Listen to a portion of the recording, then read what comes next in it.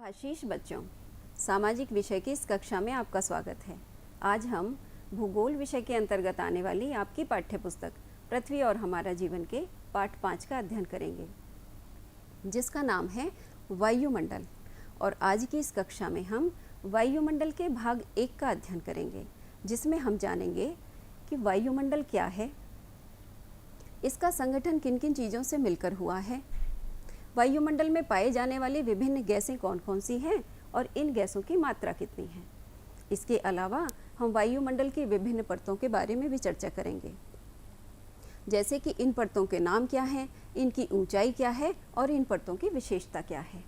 तो बच्चों, जैसा कि आप जानते हो कि जिस ग्रह पर हम रहते हैं उसका नाम पृथ्वी है और हमारी पृथ्वी सौरमंडल के 8 ग्रहों में सबसे अनोखी है, क्योंकि विज्ञान के क्षेत्र में हुई खोजों से पता चलता है कि सौर परिवार में पृथ्वी ही एकमात्र ऐसा ग्रह है जहां पर जीवन का अस्तित्व है। क्या कभी आपने सोचा कि एकमात्र पृथ्वी पर ही जीवन क्यों है? अच्छा, जरा सोचो कि जीवन के लिए सबसे ज़रूरी चीज़ें क्या हैं। तो बच्चों, जीने के लिए सबसे ज़रूरी चीज़ें हैं हवा, पानी और सूर्य से मिलने वाले ताप की उचित मात्रा। और हमारी पृथ्वी पर भरपूर मात्रा में पानी भी है, सूर्य से उचित मात्रा में ताप भी मिलता है। उचित मात्रा में ताप से मतलब है कि सूर्य का ताप तो अत्यधिक है, लेकिन पृथ्वी तक उचित मात्रा में ही ताप पहुंचता है। और इसके अलावा जीवन देने वाली गैसों से भरपूर हमारा वायुमंडल भी है। अच्छा देखो, वायुमंडल जीने के लिए सभी अनुकूल परिस्थितियों का निर्माण करता है। जैसे हमें सांस लेने के लिए ऑक्सीजन गैस की ज़रूरत है, पेड़ पौधों को भोजन निर्माण के लिए कार्बन डाइऑक्साइड गैस की ज़रूरत है और पेड़ पौधों को अपना विकास करने के लिए नाइट्रोजन गैस की ज़रूरत है। ये सब गैसें हमें वायुमंडल से ही प्राप्त होती हैं। हम जब सांस लेते हैं तो ऑक्सीजन ग्रहण करते हैं और कार्बन डाइऑक्साइड निकाल देते हैं। पेड़ पौधे इस कार्बन डाइऑक्साइड का प्रयोग करके भोजन निर्माण करते हैं और वातावरण में, वायुमंडल में ऑक्सीजन छोड़ते हैं। इसी ऑक्सीजन को फिर हम सांस लेने में ग्रहण करते हैं। इस तरह से पेड़ पौधों, जीव जंतुओं सभी के लिए वायुमंडल का होना बहुत ज़रूरी है। अगर ये वायुमंडल ना होता तो पृथ्वी पर जीवन भी नहीं होता और पृथ्वी चंद्रमा की तरह वीरान होती। तो बच्चों, अब आपके मन में एक प्रश्न उठ रहा होगा कि ये वायुमंडल है क्या। तो आओ सबसे पहले जान लेते हैं कि वायुमंडल क्या है। तो बच्चों, पृथ्वी के चारों तरफ विभिन्न गैसों के मिश्रण का एक आवरण है, एक घेरा है, जिसे वायुमंडल कहते हैं। ये वायुमंडल कई सौ किलोमीटर की मोटाई तक फैला हुआ है। जैसा कि आप इस चित्र में देख रहे हो, ये हमारी पृथ्वी है और इसके चारों तरफ ये अनेक प्रकार की गैसों के मिश्रण का एक घेरा है जो पृथ्वी को चारों तरफ से घेरे हुए है। यही पृथ्वी का वायुमंडल है। ये विभिन्न प्रकार की गैसों से मिलकर बना है और बच्चों, ये वायुमंडल पृथ्वी का अभिन्न हिस्सा है और सदैव पृथ्वी के साथ जुड़ा रहता है। अब आपके मन में एक प्रश्न उठेगा कि वायुमंडल तो गैसों से बना है, फिर यह और गैसें तो बहुत चलायमान होती हैं, फिर वायुमंडल पृथ्वी के साथ कैसे जुड़ा हुआ है, कैसे इसके ऊपर टिका हुआ है? तो बच्चों, पृथ्वी के अंदर गुरुत्वाकर्षण शक्ति होती है जो प्रत्येक चीज़ को अपनी ओर आकर्षित करती है और वायु विभिन्न प्रकार की गैसों के अणुओं से बनी है। तो पृथ्वी की गुरुत्वाकर्षण शक्ति वायु के इन अणुओं को, वायु की इन गैसों को अपनी ओर आकर्षित करती है, जिसके कारण वायुमंडल सदैव पृथ्वी के साथ टिका रहता है। तो अब आप समझ गए होंगे कि वायुमंडल पृथ्वी के साथ कैसे टिका है, क्योंकि पृथ्वी की गुरुत्वाकर्षण शक्ति वायुमंडल को पृथ्वी के साथ टिका कर रखती है। और अब हम देखते हैं कि वायुमंडल का संगठन क्या है, यानी वायुमंडल किन किन चीज़ों से मिलकर बना है। तो बच्चों, सामान्य रूप से वायुमंडल में विभिन्न प्रकार की गैसें पाई जाती हैं, लेकिन गैसों के अलावा वायुमंडल में जलवाष्प और धूल के कण भी पाए जाते हैं। तो इस तरह से वायुमंडल के 3 संघटक हैं, गैसें, जलवाष्प और धूल के कण। अब हम वायुमंडल के इन तीनों संघटकों के बारे में बारी बारी से चर्चा करेंगे। तो सबसे पहले वायुमंडल की गैसें, यानी वायुमंडल में कौन कौन सी गैसें पाई जाती हैं। तो बच्चों, जैसा कि अभी आपने जाना कि वायुमंडल विभिन्न प्रकार की गैसों का मिश्रण है और ये गैसें हैं nitrogen, oxygen, argon, carbon dioxide, neon, helium, hydrogen और ओजोन। इन सभी गैसों का अपना एक अनुपात होता है और ये उसी अनुपात में उपयोगी होती हैं। तो अब ये भी जान लेते हैं कि ये विभिन्न गैसें वायुमंडल में कितनी मात्रा में हैं। तो बच्चों, वायुमंडल में का 99% भाग दो प्रमुख गैसों से मिलकर बना है। इसमें 78% मात्रा नाइट्रोजन गैस की है और 21% मात्रा ऑक्सीजन गैस की है। इस तरह 99% भाग में ये दो प्रमुख गैसें नाइट्रोजन और ऑक्सीजन पाई जाती हैं। शेष 1% भाग में अन्य गैसें हैं, जैसे organ, carbon dioxide, neon, helium, hydrogen, ozone. और बच्चों, अब हमने ये जान लिया कि इसमें कौन कौन सी गैसें और कितनी मात्रा में पाई जाती हैं। अब हम वायुमंडल में पाई जाने वाली इन गैसों की उपयोगिता और इनकी विशेषताओं के बारे में संक्षिप्त में चर्चा करेंगे। तो सबसे पहले नाइट्रोजन। नाइट्रोजन वायुमंडल में सर्वाधिक मात्रा में पाई जाने वाली गैस है। इसकी मात्रा 78% है। और बच्चों, नाइट्रोजन गैस पेड़ पौधों के विकास में सहायक होती है, लेकिन पेड़ पौधे नाइट्रोजन को वातावरण से सीधे रूप में ग्रहण नहीं करते, अपितु मिट्टी और पौधों में पाए जाने वाले बैक्टीरिया के द्वारा लेते हैं। देखो, दलहनी फसलों में, दलहनी यानी दालों वाली फसलों में कुछ बैक्टीरिया पाए जाते हैं जो वायुमंडल की नाइट्रोजन को नाइट्रेट में बदल देते हैं। ये नाइट्रेट मिट्टी में जाती है और पेड़ पौधे मिट्टी से इस नाइट्रेट को ग्रहण कर लेते हैं और इससे पेड़ पौधों का विकास होता है।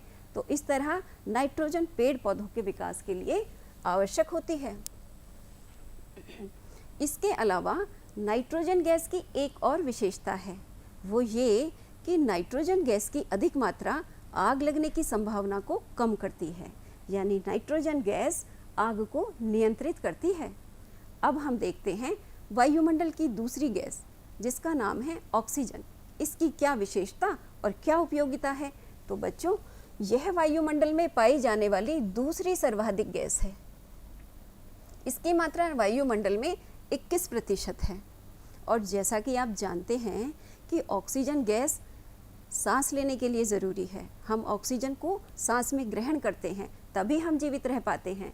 तो वायुमंडल में ये गैस सभी जीव जंतुओं के लिए अनिवार्य होती है, क्योंकि ये श्वसन क्रिया में काम आती है, इसलिए इसको प्राणवायु भी बोला जाता है।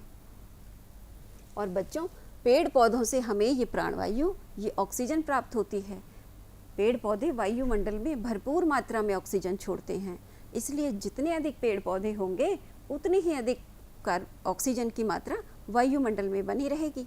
इसके अलावा ऑक्सीजन का एक और गुण है, वो ये कि किसी भी पदार्थ के जलने के लिए ऑक्सीजन की उपस्थिति होना अनिवार्य होता है। यानी कोई भी चीज़ तभी जल सकती है जब वातावरण में ऑक्सीजन उपस्थित हो। इसके लिए आप एक छोटा सा प्रयोग भी करके देख सकते हैं। आप एक जलती हुई मोमबत्ती लें और उसके ऊपर कांच का ग्लास उल्टा करके रख दें। थोड़ी देर इसका अवलोकन कीजिए। जब मोमबत्ती ग्लास के अंदर की ऑक्सीजन का उपयोग कर लेगी और ग्लास के अंदर ऑक्सीजन समाप्त हो जाएगी, तो मोमबत्ती स्वतः ही बुझ जाएगी। इससे आपको पता चलेगा कि किसी भी चीज़ के जलने के लिए वातावरण में ऑक्सीजन का होना अनिवार्य है। अच्छा बच्चों, एक कल्पना करो कि यदि वातावरण में ऑक्सीजन की मात्रा अधिक होती और नाइट्रोजन की कम होती, तो सोचो कि क्या होता। तब तो बच्चों आग बहुत ज़्यादा लगा करती और आग को नियंत्रित करना कठिन हो जाता, क्योंकि ऑक्सीजन तो जलने वाली गैस है और नाइट्रोजन आग को नियंत्रित करने वाली गैस है। नाइट्रोजन से आग लगने की संभावना कम होती है। तो अगर ये अनुपात बिगड़ जाता तो बहुत मुश्किल होती। और सोचो कि यदि वायुमंडल में ऑक्सीजन होती ही नहीं तो क्या होता। तब तो बच्चों पृथ्वी पर जीवन भी नहीं होता, क्योंकि हमें जीवित रहने के लिए सांस लेना ज़रूरी है और सांस लेने के लिए वायुमंडल में ऑक्सीजन का होना ज़रूरी है। ऑक्सीजन हमारे जीवन की बुनियादी ज़रूरतों में से एक है, तभी तो इसको प्राणवायु कहा जाता है। ऑक्सीजन की उपस्थिति में तो जीवन ही असंभव है, इसलिए वायुमंडल में ऑक्सीजन का भी होना अत्यंत आवश्यक है। अब हम बात करते हैं वायुमंडल की तीसरी गैस, जिसका नाम है कार्बन डाइऑक्साइड गैस। बच्चों, कार्बन डाइऑक्साइड गैस को हम एक नकारात्मक दृष्टिकोण से देखते हैं, लेकिन एक सही अनुपात में वायुमंडल में इसका होना आवश्यक है, क्योंकि ये भी एक महत्वपूर्ण गैस है। क्योंकि पेड़ पौधों को अपना भोजन निर्माण करने के लिए कार्बन डाइऑक्साइड की ज़रूरत होती है, और जब पेड़ पौधे अपना भोजन निर्माण करते हैं तब वो हमें ऑक्सीजन प्रदान करते हैं, तभी तो हम सांस ले पाते हैं। इसलिए कार्बन डाइऑक्साइड का होना भी ज़रूरी है। इसके अलावा कार्बन डाइऑक्साइड गैस आग बुझाने में सहायक होती है। यदि कहीं पर आग लग जाए तो वहाँ कार्बन डाइऑक्साइड गैस का छिड़काव किया जाता है, ताकि वायुमंडल में उपस्थित ऑक्सीजन तक आग न पहुँच सके। इसके अलावा आपके विद्यालयों में जो आग बुझाने वाले सिलेंडर हैं, उनमें भी कार्बन डाइऑक्साइड गैस भरी हुई है। और बच्चों, क्या आप जानते हो कि कोका कोला और पेप्सी जैसे पेय पदार्थों में भी कार्बन डाइऑक्साइड गैस का प्रयोग होता है। इसके अलावा carbon dioxide gas green house प्रभाव के लिए उत्तरदायी गैस है, और ग्रीन हाउस प्रभाव पृथ्वी के तापमान को नियंत्रित रखने में सहायता प्रदान करते हैं। बच्चों, ग्रीन हाउस गैसेस के बारे में आप अपनी आगे की कक्षाओं में विस्तार से जानोगे। तो इस तरह कार्बन डाइऑक्साइड का भी वातावरण में होना ज़रूरी है। इसके अलावा अन्य गैसें हैं argon, neon, helium, hydrogen, ozone. Ozone gas सूर्य से आने वाली पराबैंगनी किरणों से हमारी रक्षा करती है, इसलिए ओजोन भी एक महत्वपूर्ण गैस है। और बच्चों, आसमान में उड़ते हुए रंग बिरंगे गुब्बारे तो आपने ज़रूर देखे होंगे। क्या कभी आपने सोचा कि ये गुब्बारे आसमान में क्यों उड़ते हैं? क्योंकि इनमें हीलियम गैस भरी होती है। हीलियम एक बहुत ही हल्की गैस होती है। जब इसको गुब्बारों में भर दिया जाता है तो हल्के होने के कारण गुब्बारे भी ऊपर उड़ने लगते हैं। तो बच्चों, ये तो हुई वायुमंडल की गैस। अब हम जानते हैं कि गैसों के अलावा वायुमंडल के अगले संघटन कौन कौन से थे। ये हैं जल वाष्प। वायुमंडल में उपस्थित जल के गैसीय रूप को जल वाष्प कहते हैं। ये जल वाष्प वायुमंडल में नमी बनाकर रखती है। अब आपके मन में प्रश्न उठ रहा होगा कि वायुमंडल में जल वाष्प आती कहाँ से है? तो बच्चों, ये आती है वाष्पीकरण और वाष्पोत्सर्जन की क्रिया से। देखो, पृथ्वी पर अनेक स्थानों पर जैसे समुद्र, नदी, तालाब, झील आदि में पानी भरा रहता है, और जब सूर्य की ऊष्मा इस पानी पर पड़ती है तो ये पानी भाप बनकर उड़ता है और जल वाष्प के रूप में वायुमंडल में आ जाता है। इसके अलावा पेड़ पौधे मिट्टी से जल अवशोषित करते हैं। उस जल का बहुत कम हिस्सा वो अपने लिए प्रयोग करते हैं। जल की अतिरिक्त मात्रा पेड़ पौधों की पत्तियों के द्वारा भाप बनकर बाहर निकल जाती है और वायुमंडल में आ जाती है। तो इस तरह वायुमंडल में जल वाष्प होती है। और बच्चों, जल वाष्प की मात्रा हर स्थान पर एक समान नहीं होती। ये भूमध्य रेखा पर अधिक और ध्रुवों पर कम होती है। अब आप सोचोगे कि भूमध्य रेखा पर अधिक क्यों होती है, ध्रुवों पर कम क्यों होती है? तो बच्चों, भूमध्य रेखा पर अधिक इसलिए होती है क्योंकि भूमध्य रेखा पर गर्मी और नमी वाला मौसम होता है, गर्मी और नमी वाली जलवायु होती है। इसलिए वहाँ पर इन क्षेत्रों में जल वाष्प की मात्रा अधिक पाई जाती है, जबकि ध्रुवों पर तापमान कम होता है, ठंड अधिक होती है, मौसम शुष्क होता है, इसलिए वहाँ पर जल वाष्प की मात्रा कम होती है। और बच्चों, जल वाष्प हमें वातावरण में स्पष्ट रूप से तो दिखाई नहीं देती, लेकिन आपने देखा होगा कि सुबह सुबह पेड़ पौधों की पत्तियों पर, घासों में ओस जमी दिखाई देती है। ये जल वाष्प का ही कारण होती है। इस तरह हिमपात यानी बर्फ पड़ना, पाला पड़ना, ओस पड़ना आदि जल वाष्प का ही परिणाम होते हैं। और अब है वायुमंडल का अगला संघटक, जिसका नाम है धूल कण। बच्चों, गैस और जल वाष्प के अलावा वायुमंडल में धूल कणों का भी महत्वपूर्ण स्थान है। ये धूल के कण मौसम और जलवायु को प्रभावित करते हैं। धूल के कण भी हमें स्पष्ट रूप में, अधिकांशतः स्पष्ट रूप में नहीं दिखाई देते, लेकिन आपने देखा होगा कि जब कमरे की खिड़की और दरवाज़ों से सूर्य का प्रकाश अंदर आता है तो सूर्य की किरणों के इस प्रकाश में हमें धूल के छोटे छोटे कण तैरते हुए दिखाई देते हैं। इससे हमें पता चलता है कि वायुमंडल में धूल कण भी होते हैं। ये धूल के कण वायुमंडल की नमी को ग्रहण कर लेते हैं। इस तरह वायुमंडल में उपस्थित जलवाष्प को ये अपनी ओर आकर्षित करते हैं, जिससे जल बूंदों का निर्माण होता है। इस तरह धूल कण वर्षा के लिए अनुकूल दशाएं पैदा करते हैं। और बच्चों, बादल, वर्षा, कोहरा इन्हीं धूल कणों के कारण होता है, क्योंकि ये वायुमंडल की जलवाष्प को अपनी तरफ आकर्षित करते हैं, तब जल बूंदों का निर्माण होता है। तो बच्चों, ये थे वायुमंडल के संघटक, गैस, जलवाष्प और धूल कण। लेकिन यहाँ एक महत्वपूर्ण तथ्य है कि वायुमंडल के इन संगठकों की मात्रा सदैव एक समान और स्थिर नहीं होती, अपितु समय और मौसम के अनुसार ये बदलती रहती है, घटती बढ़ती रहती है। देखो, बरसात के मौसम में वायुमंडल में जलवाष्प की मात्रा अधिक होती है। आपने देखा होगा कि बारिश के मौसम में कपड़े देर से सूखते हैं, क्योंकि पहले से ही वायुमंडल में जलवाष्प अधिक होती है। इसके अलावा जब गर्मी के मौसम में धूल भरी आंधियाँ चलती हैं, गर्म हवाएं चलती हैं, तो वायुमंडल में धूल कणों की मात्रा बढ़ जाती है।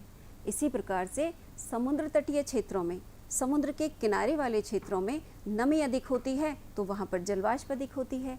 लेकिन रेगिस्तानी क्षेत्रों में धूल के कण अधिक पाए जाते हैं, और जलवाष्प और धूल के कण के अलावा वायुमंडल में गैसों की मात्रा भी घटती बढ़ती रहती है। जैसे जहाँ पर जनसंख्या अधिक होती है, गाड़ियाँ और फैक्ट्रियाँ अधिक होती हैं, तो गाड़ियों और फैक्ट्रियों से निकलने वाले धुएं के कारण वायुमंडल प्रदूषित होता है, और वायुमंडल में कार्बन डाइऑक्साइड तथा अन्य हानिकारक गैसों की मात्रा बढ़ जाती है। लेकिन इसके विपरीत जहाँ पर हरियाली होती है, पेड़ पौधे अधिक होते हैं, वहाँ पर वायुमंडल में ऑक्सीजन की मात्रा अधिक होती है। अतः वायुमंडल का संगठन समय और स्थान के अनुसार घटता बढ़ता रहता है। तो बच्चों, ये बात तो हुई वायुमंडल के संगठन के बारे में कि इसमें अनेक प्रकार की गैसें हैं, जलवाष्प है और धूल के कण भी हैं। अब हम पढ़ेंगे कि वायुमंडल की परतें कौन कौन सी हैं। बच्चों, जैसा कि आप जान चुके हो कि वायुमंडल पृथ्वी के चारों तरफ विभिन्न गैसों के मिश्रण का एक आवरण है, जो पृथ्वी को चारों तरफ से घेरे हुए है, और पृथ्वी की गुरुत्वाकर्षण शक्ति वायुमंडल की इन गैसों को अपनी ओर आकर्षित करती है। इसीलिए वायुमंडल के निचले स्तरों पर भारी गैसें पाई जाती हैं, और जैसे जैसे वायुमंडल में ऊंचाई की तरफ जाते हैं तो गैसें हल्की पाई जाती हैं। इस तरह से वायुमंडल को उसके गैसीय गुणों के आधार पर, तापमान के आधार पर और वायु के घनेपन के आधार पर 5 परतों में विभाजित किया जाता है। ये परतें पृथ्वी के धरातल की तरफ से शुरू होती हैं। तो बच्चों, वायुमंडल की ये 5 परतें हैं। सबसे पहले शोभ मंडल, दूसरी समताप मंडल, और तीसरी मध्य मंडल। क्योंकि ये इसकी 5 परतों में बीच की परत है, इसलिए इसका नाम मध्य मंडल है। चौथी है आयन मंडल, और 5वीं है बाह्य मंडल। तो बच्चों, शोभ मंडल पृथ्वी के धरातल के पास सबसे पहली वाली परत होती है। अब हम इन परतों के बारे में थोड़ा विस्तार से जानेंगे। तो सबसे पहले शोभ मंडल। बच्चों, ये पृथ्वी के धरातल के समीप वाली परत होती है। ये वायुमंडल की सबसे निचली परत है। ये वायुमंडल का सबसे घना भाग भी होती है। इसके अलावा ये पृथ्वी से सटी हुई परत है, और इस परत में विशेषता ये है कि इसकी औसत ऊंचाई तो लगभग 15 किलोमीटर तक होती है, लेकिन भूमध्य रेखा पर इसकी ऊंचाई 18 किलोमीटर है, और ध्रुवों पर इसकी ऊंचाई केवल 8 किलोमीटर है। अब आपके मन में संशय उठेगा कि इसकी ऊंचाई में ये अंतर क्यों है, कि ये भूमध्य रेखा पर ज़्यादा ऊंची क्यों है और ध्रुवों पर कम ऊंची क्यों है। तो बच्चों, क्योंकि भूमध्य रेखा पर मौसम गर्म होता है, तापमान अधिक होता है। तापमान अधिक होने के कारण भूमध्य रेखा के क्षेत्र की जो हवा होती है वो गर्म और हल्की होकर ऊपर उठ जाती है। इसलिए भूमध्य रेखा पर क्षोभ मंडल की ऊंचाई अधिक पाई जाती है। इसके विपरीत ध्रुवों पर मौसम ठंडा होता है और वहाँ की हवा गर्म होकर ऊपर नहीं उठती, इसलिए ध्रुवों पर इसकी ऊंचाई केवल 8 किलोमीटर तक होती है। इसके अलावा धरातल से ऊपर की तरफ जाने पर क्षोभ मंडल में प्रति 1 किलोमीटर की ऊंचाई पर 6.5 डिग्री सेल्सियस के दर से तापमान कम होता चला जाता है।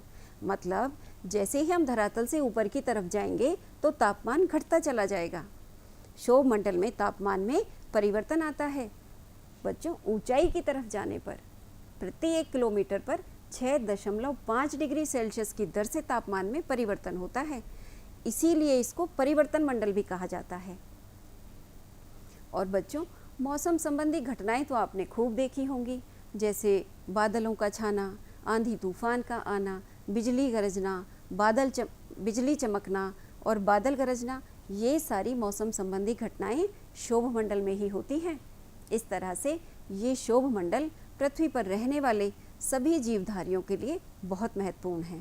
और अब हम देखते हैं वायुमंडल की दूसरी परत, जिसका नाम है समताप मंडल। तो बच्चों, समताप मंडल, जहाँ क्षोभ मंडल समाप्त होता है उससे ऊपर समताप मंडल होता है। इस समताप मंडल की ऊंचाई वायुमंडल में 50 किलोमीटर तक होती है। और ये समताप मंडल जो है, इसमें मौसम संबंधी कोई परिवर्तन नहीं होता, मौसम संबंधी कोई घटना नहीं होती, इसलिए वायुयान उड़ाने के लिए इसको सबसे आदर्श जगह माना जाता है। इसके अलावा समताप मंडल में ओजोन परत पाई जाती है। ओजोन परत सूर्य से आने वाली पराबैंगनी किरणों से हमारी रक्षा करती है। बच्चों, यदि आप समाचार पढ़ते और सुनते होंगे तो आपने ओजोन परत के बारे में ज़रूर सुना होगा। तो पहले हम देखते हैं कि ओजोन परत क्या है और इसका हमारे लिए महत्व क्या है। तो बच्चों, ओजोन परत को पृथ्वी का सुरक्षा कवच भी कहा जाता है, क्योंकि ये सूर्य से आने वाली पराबैंगनी किरणों को अवशोषित कर लेती है और अवशोषित होने के कारण ये पराबैंगनी किरणें पृथ्वी के धरातल तक नहीं आती। इससे हम इन किरणों के परिणाम स्वरूप होने वाली गंभीर खतरनाक बीमारियां जैसे त्वचा कैंसर और मोतियाबिंद आदि से सुरक्षित रहते हैं। इसलिए ओजोन परत बहुत महत्वपूर्ण परत है। लेकिन आपने ये भी सुना होगा कि ओजोन परत पतली होती जा रही है।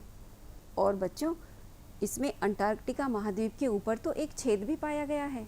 वैज्ञानिकों का ये मानना है कि ओजोन की मात्रा दिन पर दिन घटती चली जा रही है। और ओजोन परत के पतले होने का मुख्य कारण है पृथ्वी से उत्सर्जित होने वाली CFC गैस। CFC यानी क्लोरोफ्लोरोकार्बन गैस। ये गैस ओजोन परत को नुकसान पहुंचाती है। और इस गैस का प्रयोग कहाँ होता है? AC, फ्रिज, दीवारों के पेंट, वार्निश, स्प्रे और परफ्यूम, डिओड्रेंट आदि में CFC गैस का प्रयोग होता है। इसलिए हमें ओजोन परत की सुरक्षा हेतु इन चीज़ों के प्रयोग के अंधाधुंध प्रयोग से रुकना चाहिए, नियंत्रित रहना चाहिए। इसके अलावा फैक्ट्रियों और गाड़ियों से निकलने वाले धुएं को भी नियंत्रित रखना चाहिए। और प्लास्टिक के सामान और रबर टायरों को भी नहीं जलाना चाहिए तथा ज़्यादा से ज़्यादा पेड़ लगाने चाहिए, क्योंकि अंधाधुंध वनों की जो कटाई हो रही है, जंगल जो काटे जा रहे हैं, इसका भी ओजोन परत पर प्रतिकूल प्रभाव पड़ रहा है। क्योंकि ओजोन का निर्माण ऑक्सीजन पर पराबैंगनी किरणों के प्रभाव से होता है। जितने अधिक पेड़ पौधे होंगे उतनी अधिक ऑक्सीजन होगी, और जितनी अधिक ऑक्सीजन होगी उतनी ही अधिक मात्रा में ओजोन के अणुओं का निर्माण होगा। इसलिए हमें पेड़ पौधे भी सुरक्षित रखने चाहिए। और बच्चों, ओजोन परत के बचाव हेतु, इसके संरक्षण हेतु पूरे विश्व में 16 सितंबर के दिन ओजोन दिवस मनाया जाता है। और इस दिन विश्व में अनेक प्रकार के प्रोग्राम और संगोष्ठियां करके लोगों को ओजोन परत के संरक्षण के लिए जागरूक किया जाता है। तो अब आपकी समझ में आ गया होगा कि ओजोन परत हमारे लिए कितनी महत्वपूर्ण है। और ये वायुमंडल की दूसरी परत समताप मंडल में स्थित है। अब हम बात करेंगे वायुमंडल की तीसरी परत, जिसका नाम है मध्यमंडल। ये इसकी 5 परतों में बीच की परत है, इसलिए इसको मध्यमंडल नाम दिया गया है। मध्यमंडल की ऊंचाई समताप मंडल से ऊपर मध्यमंडल है, इसकी ऊंचाई समताप मंडल से ऊपर लगभग 80 किलोमीटर तक है। और ये वायुमंडल की 5 परतों में सबसे ठंडी परत है। इसमें तापमान सबसे कम पाया जाता है। मध्यमंडल का तापमान लगभग -90 डिग्री सेल्सियस होता है। और बच्चों, मध्यमंडल में उल्कापात की घटना होती है। उल्कापात आपने कक्षा 6 में पढ़े थे और जाना था कि अंतरिक्ष में गैस और धूल के कुछ पिंड घूमते रहते हैं, जो घर्षण करते हुए वायुमंडल में प्रवेश करते हैं और जलने लगते हैं। ये उल्कापात मध्यमंडल में आते आते समाप्त हो जाते हैं। इस तरह मध्यमंडल उल्कापात से हमारी रक्षा करता है। आगे है आयन मंडल। ये वायुमंडल की चौथी परत है और मध्यमंडल के ऊपर है।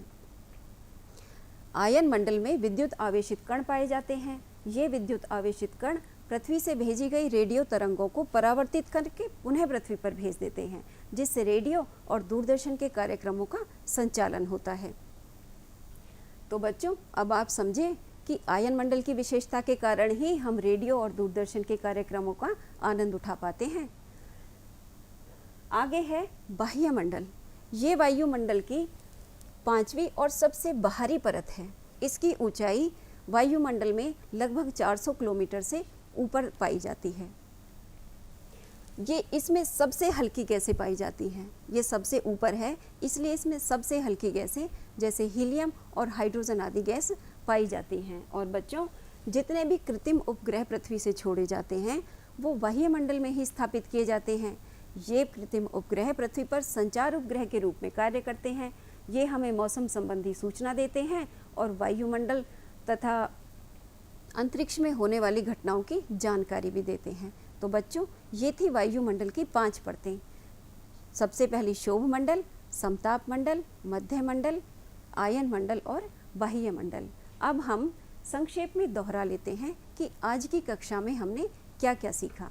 तो बच्चों, आज हमने सीखा कि पृथ्वी के चारों तरफ विभिन्न गैसों के मिश्रण का एक आवरण है, जिसे वायुमंडल कहा जाता है। और वायुमंडल में विभिन्न प्रकार की गैसों के साथ साथ जलवाष्प तथा धूल के कण भी पाए जाते हैं। और वायुमंडल में पाई जाने वाली 2 मुख्य गैस हैं, नाइट्रोजन, जिसकी मात्रा इसमें 78% है, और दूसरी है ऑक्सीजन, जिसकी मात्रा वायुमंडल में 21% है। शेष 1% भाग में carbon, neon, organ, helium, hydrogen और ओजोन आदि गैसें पाई जाती हैं।